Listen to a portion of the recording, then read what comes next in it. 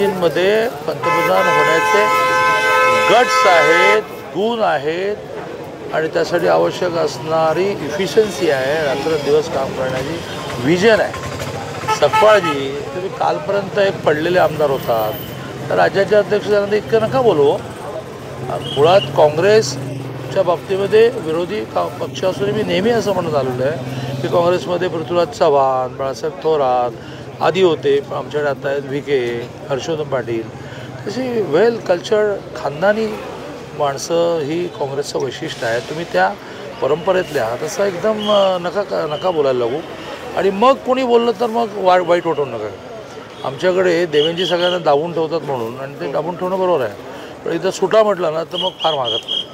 आणि त्यामुळे देवेंद्रजींवर उठसूट बोलताना आमचाही म्हणजे गोपीचंद लांब आमच्यासारख्याचाही संयम, म्हणजे आम्ही ह्या भाषेत बोलणार नाही, पण मग आम्हाला पण अंगावर जावं लागेल. त्यामुळे कशाला तुम्हाला वारंवार देवेंद्रजी लागतात.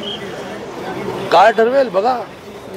त्यावेळेला मनही मोठं नाही. म्हणजे त्या प्रणती शिंदेने आपली संस्कृती काय आहे तर मोदीजींच्या वाढदिवसादिवशीसुद्धा काळा दिवस म्हटलं. अरे काय कुठे चाललं आहे कल्चर?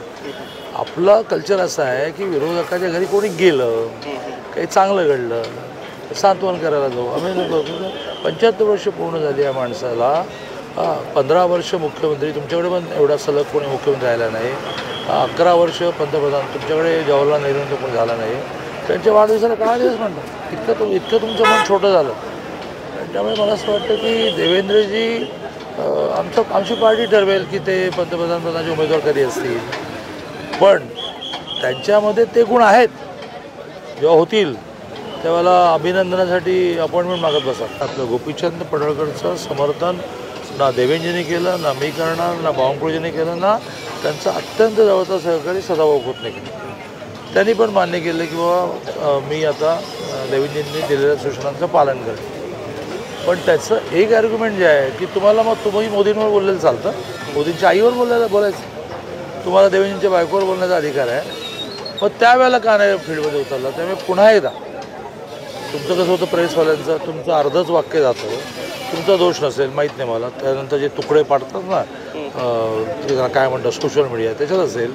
मग तुम्ही काय दाखवणार की गोपीचंदचं समर्थन? मी गोपीचंदचं समर्थन करत नाही. गोपीचंदनी ही भाषा वापरू नये. महाराष्ट्राचं हे कल्चर नाही. गोपीचंद आमचा आज्ञाधारक कार्यकर्ता आहे. देवेंद्रजींनी म्हटलं की आता उद्यापासून तुम्ही बघा की त्याच्या सगळ्या भाषेमध्ये देहबोलीमध्ये फरक पडेल. पण त्याचं हे आर्ग्युमेंट आहे ना की तुम्ही मोदीजींच्या आईवर बोलता, तुमचं हे आर्ग्युमेंट बरं आहे ना की तुम्ही देवेंद्रजींच्या बायकोवर बोलता, देवेंद्रजींच्या मुलीवर बोलता.